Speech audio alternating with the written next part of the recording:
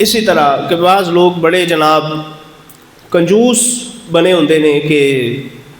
کوئی جذبہ نہیں، کوئی یعنی مال دا اتنا لالچ کہ حیرانی ہوندی دیکھ کے کہ اتنا مال لے کے کدھر جانا ہے۔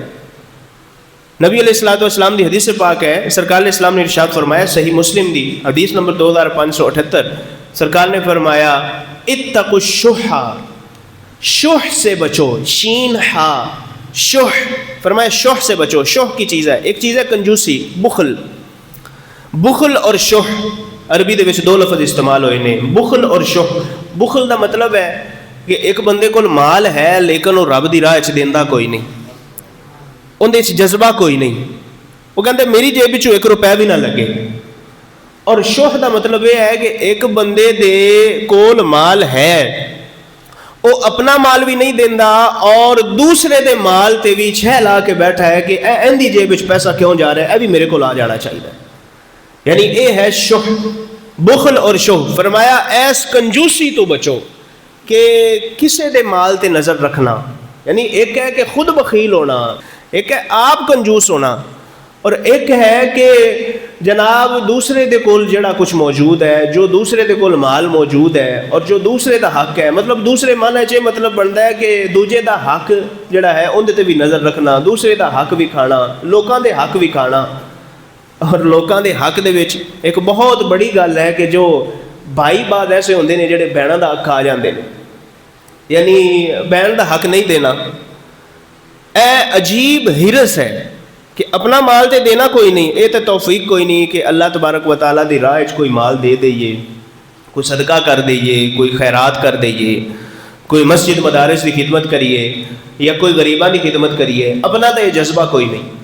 اور پھر جڑا بہنا دا کہ وہ بھی کھا لینا، گل سچی ہے، ہوندا ہے اس طرح کہ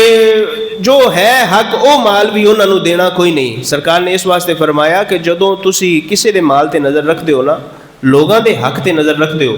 حضور نے فرمایا کہ فَإِنَّ الشُّحَّ أَهْلَكَ مَنْ كَانَ قَبْلَكُمْ، فرمایا یہ وہ بیماری ہے جو تم سے پہلے والی امتوں میں بھی تھی، اس امت سے پہلے والی امت میں بھی یہ بیماری تھی، وہ لوگ بھی دوسرے کے حق پہ نظر رکھتے تھے، اللہ تعالیٰ نے اس بیماری کی وجہ سے ان امتوں کو ہلاک اور برباد کر دیا۔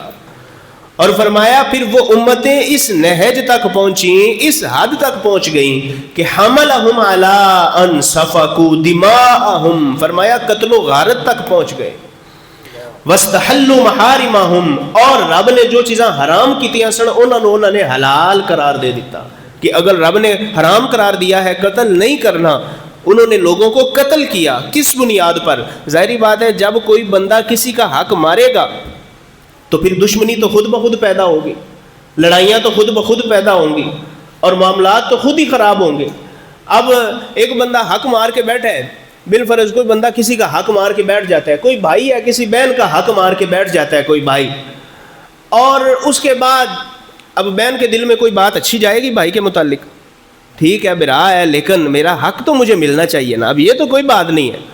تو اب کوئی بات اچھی تو نہیں اس کے دل میں جائے گی۔ لیکن اگر مال بھی نہیں دے رہا، حق بھی نہیں دے رہا، اور پھر اگر بہن اس کے ساتھ تعلق توڑ دیتی ہے کہ ٹھیک ہے اور میں تیرے کو کوئی نہیں آنا، یا میں تانوں براواں نوں کوئی نہیں ملنا، تو پھر یہ کہنا کہ ہن ساڈی بہن ساڈے کول آندی کوئی نہیں، ساڈی بہن سانوں ملدی کوئی نہیں، تے اندے نالوں وڈی بے شرمی کیڑی ہو سکتی ہے؟ یعنی کچھ غیرت ہونی چاہیے، کچھ شرم تو ہونی چاہیے کہ ایک تو حق دوسرے کا مار لینا، اور پھر اس بنیاد پر اگر سامنے والا تھوڑا پیچھے ہٹتا ہے، سامنے والا تھوڑا سنجیدہ ہوتا ہے، تو اس کا بھی شکوہ کرنا کہ تم ایسے کیوں کر رہے ہو،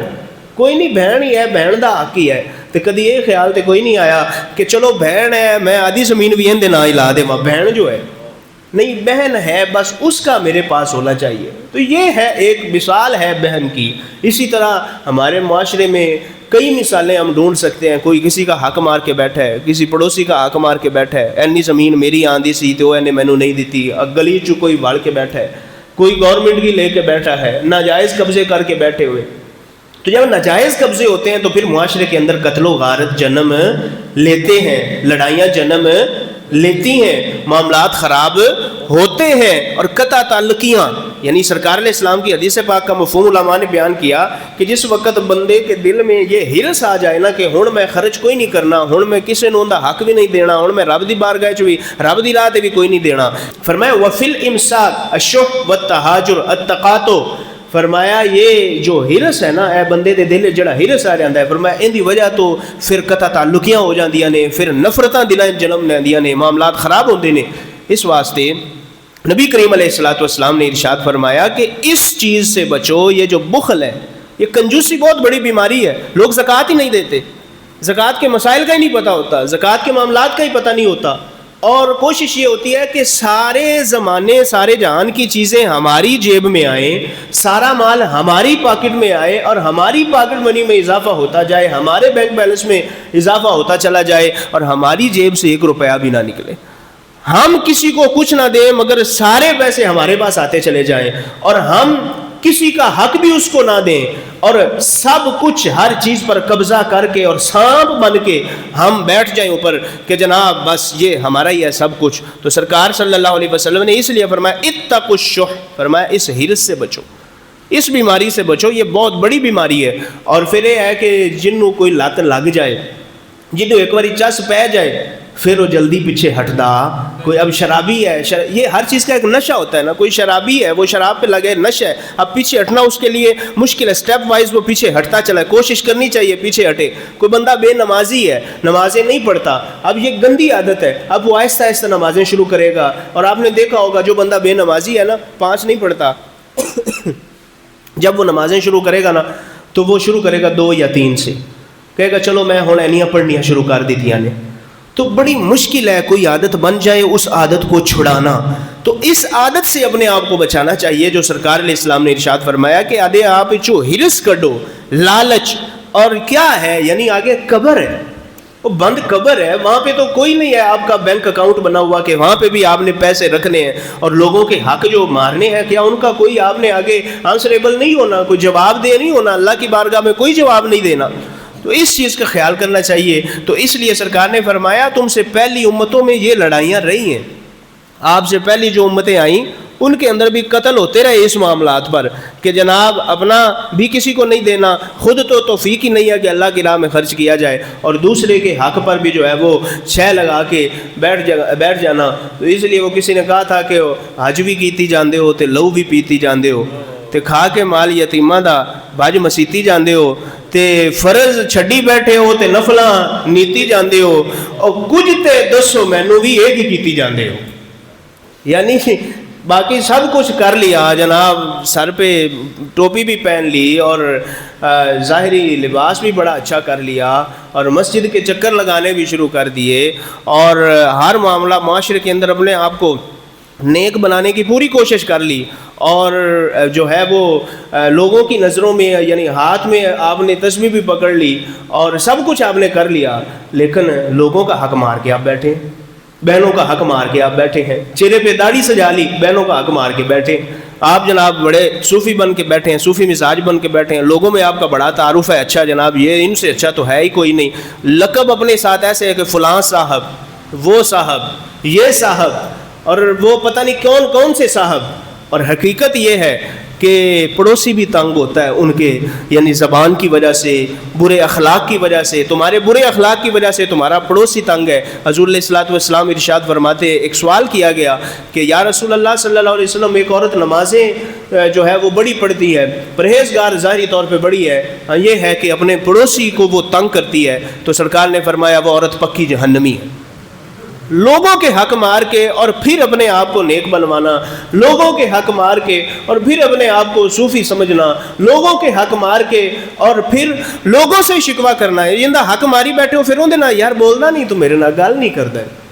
پتہ بھی ہے کہ یار میں اندر دال لائی بیٹھا, پھر نہیں یار تو پھر بھی کوئی گل تو ہوئے گی, دس تے صحیح, شرموں کو شرمی ہو چپ ہے تو پھر بول پیا تے پھر کوئی عزت نہ ہوندی رہنی تے نہ تیری رہنی.